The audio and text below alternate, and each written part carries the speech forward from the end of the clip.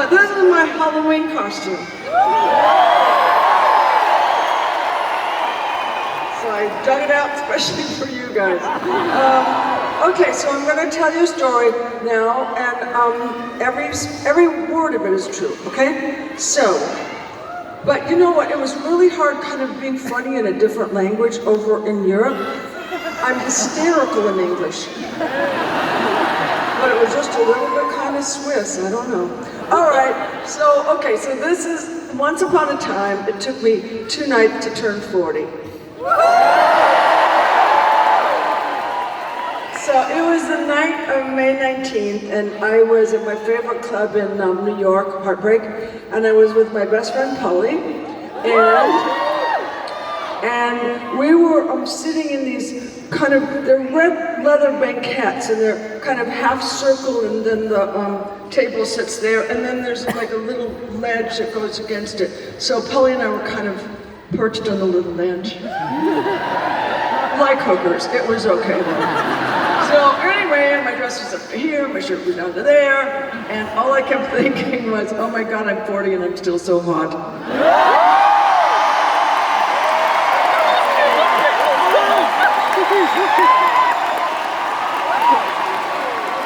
I was about to make a movie with Nicky Cage, Moonstruck, and Nicky was 21 and I was 40. And to be honest, I looked better, but we're not going to bring that old chestnut back. All right, so Polly and I are we're having the greatest time. Truly, it was so much fun.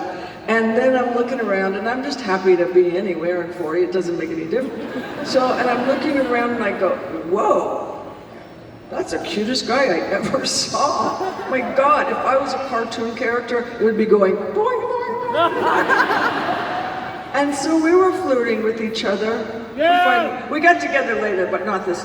So we were flirting each other, and it just was like going ships in the night. It was terrible. And so finally I got bored, and I went back to my friend's hotel. He was letting me stay there, and he had just gotten out of jail is the long one. No, jail's the short one, prison's the long one. So he'd just gotten out of prison, and so for tax evasion, like you do. And he was letting me stay there, and he was sweet. And he owned Studio 54, but he was lovely. So in the morning, I go to sleep dreaming wonderful dreams of being 40 and still cute and everything's wonderful. And in the morning, my phone rings and this man says on the other end, Cher? Yes. Hi, it's George Miller. And now George Miller was the director of Witches of Eastwick. So.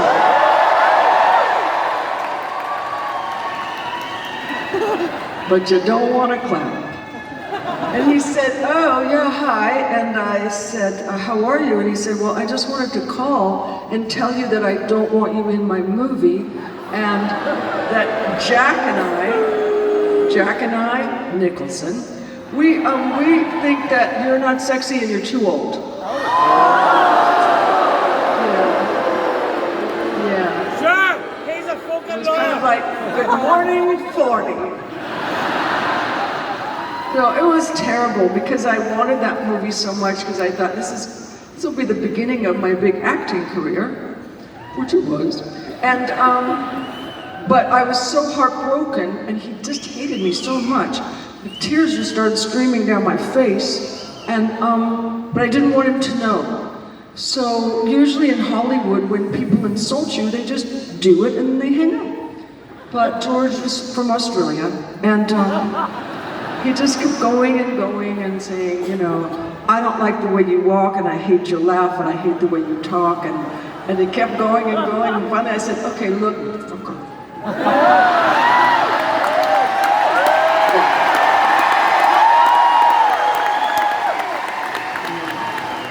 Don't piss off a tourist. And so I said, you didn't find me under a rock, you know. I was nominated for Academy Award for Silkwood. And I won Best Actress Award in Cannes Film Festival for Mask. So click. Anyway, but the tears were still rolling and they were just, it was like streaming down my cheeks. And my heart was broken, and so all of a sudden, these tears are streaming and streaming, and all of a sudden I thought, oh my God, these are fabulous tears. These are the kind of tears actresses pray for. And then I thought, and if you look down like this, kind of, you look like a Madonna. And not the blonde one.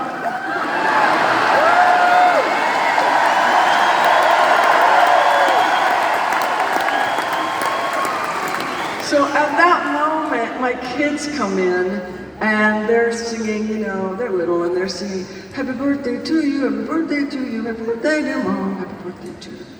And then they looked at me and then they were like, Mom, what's the matter? You're crying. It's your birthday. We have a cake, but you're crying. What is it? Well, you see, when ladies they're not older, they're just ladies. and when they get happy, and they're really, really, really happy, they just cry from happiness. Right. So they bought that, and I said, okay, go along, it's 8:30, we'll have the cake later. All right, so, oh shit, I forgot something. Okay, so when I forget something, I come over here. Okay, so I told you about my wonderful friend who had been in prison. I was staying at his hotel, and I owed him $28,000, and I didn't have it. All right, there's one more little thing. Okay, we have a man in America, he had a TV show, a late night TV show. It was kind of like, well, Graham Norton, but Graham Norton's nice. So, don't you love him?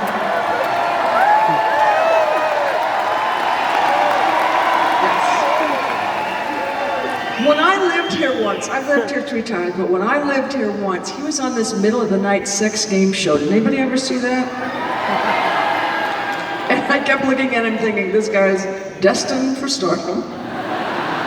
All right, so the David Letterman show, they've been trying to get me to be on their show forever, and I just didn't want to do it. I just didn't feel like I wanted to do it. So, now we're coming.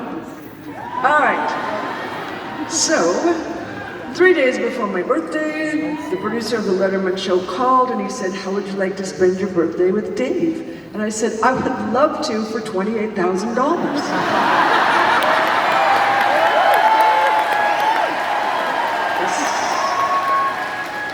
And he said, well, you know, we don't do that.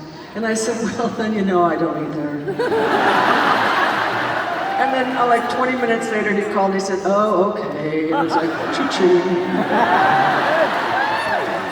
And then he said, you know, while we're on the phone, Cher, would you like to just tell me, why didn't you want to do the show before? And I said, well, you know, David is very funny and he's really smart, but if he thinks that he gets a guest on that's kind of like beneath him, he can be kind of an asshole.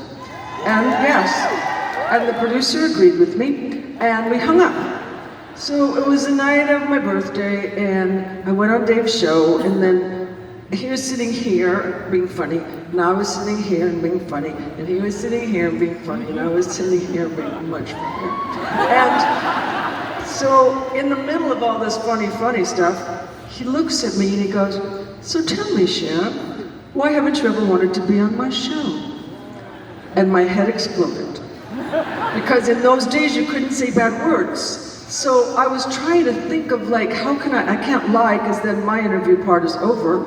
And what will I do? How can I meld this into something? And as I'm thinking all this and going through all these machinations, all of a sudden, out of my mouth came, and I tried to stop it, out of my mouth came because I thought you were an asshole.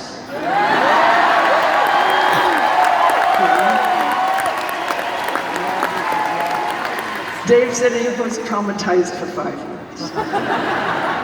I was happy. Okay. But we became friends, and it's okay. And on my birthday card, on my birthday, he sends me like birthday cards. They're not my type. They're like satin with birds or puppies or kitties. Not necessarily me. So, anyway, and he always writes something nice in it, you know, in cursive.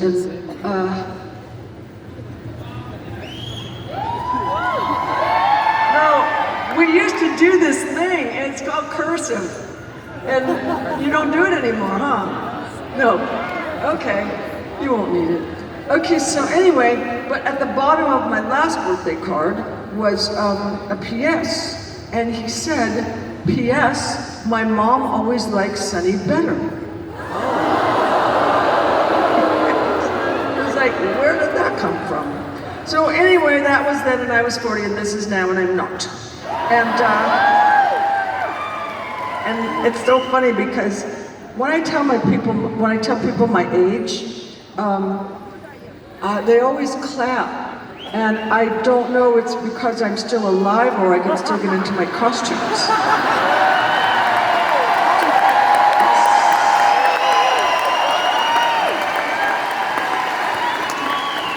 And I hate it when women go, oh, I'm older now and I'm more in touch with my real self and I finally feel like I have power and I'm so bullshit.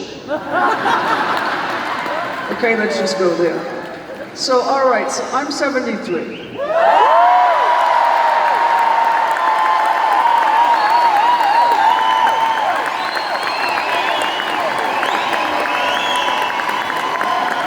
And you don't even know why you're clapping.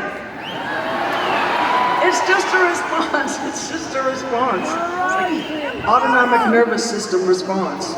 Okay, so I do that. I tell people because I want to tell young people, like you, I want girls, I want to tell young girls that you have to do what you want to do and have a dream and work hard and don't let anybody tell you that you can't have it, you know? You might not want this, but you might want something so bad, so I just want to encourage you to do what you want, and I mean, it's not a dress rehearsal. You really have to make a plan and do it, okay? All right, now for the old women, and I don't know if you're in this area, you gotta get some of this, and you gotta be balls to the wall.